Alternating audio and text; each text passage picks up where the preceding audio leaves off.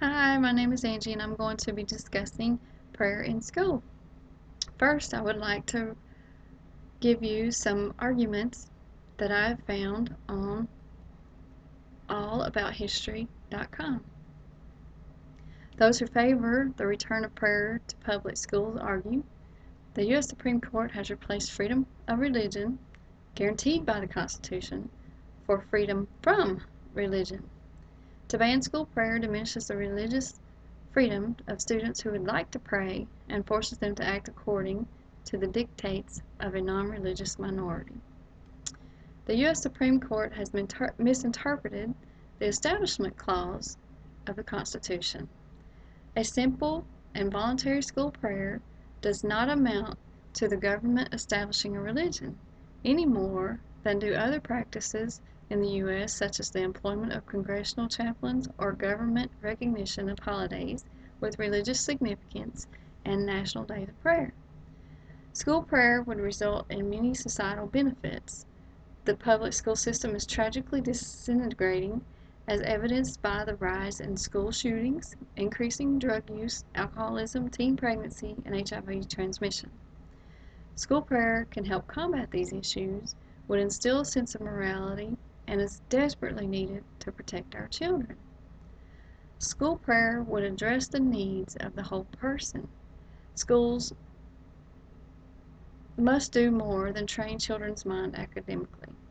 They must also nurture their souls and reinforce the values taught at home and in the community.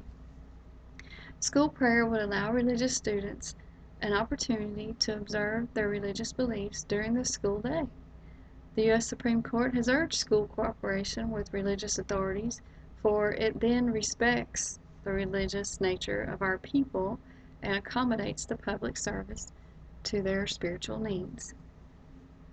The arguments against school prayer violates the Establishment Clause of the First Amendment, which provides that government shall make no law respecting the establishment of religion. Because public schools are government funded, prayer led by school officials or incorporated into the school routine amounts to government established religion. School prayer violates separation of church and state. Public schools are intended for education, not religious observance. Prayer in school is already illegal.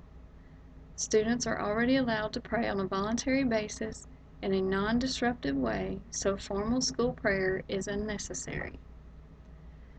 School prayer may lead to intolerance. Public prayer will highlight religious differences of which students may have been unaware. The students who abstain from school prayer may be ostracized. School prayer is inherently coercive and cannot be implemented in a way that is truly voluntary. The public school system is created for all students and supported by all taxpayers. It should therefore remain neutral on religious issues over which students and taxpayers will differ.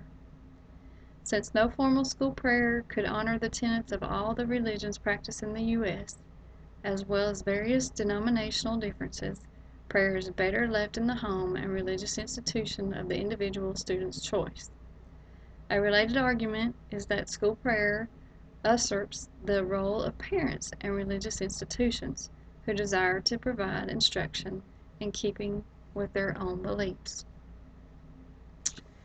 Imagine the loudspeaker of a school chimes.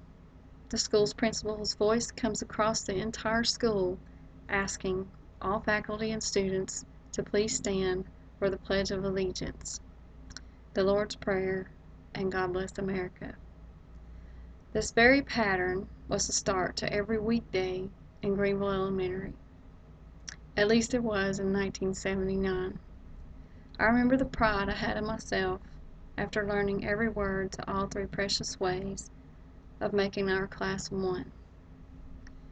The unity in the classroom with the vocal acknowledgement of the one and only living God, the tribute to our country, and the song of praise and deliverance for our country was a memory embedded in my heart forever.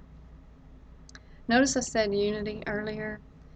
The very thing that kept the kids in harmony at the beginning of the day, praying to God, "Our Father, who art in heaven, hallowed be thy name. Thy kingdom come, thy will be done, on earth as it is in heaven. Give us this day our daily bread. Forgive us for our trespasses, as we forgive those who trespass against us. Lead us not into temptation, but deliver us from evil. For thine is the kingdom, and the power, and the glory, forever. Amen." Jesus' prayer had 7 topics covered in that one prayer that we should all learn: praise, worship, allegiance, submission, petition, intercession, confession, forgiveness, deliverance, and worship.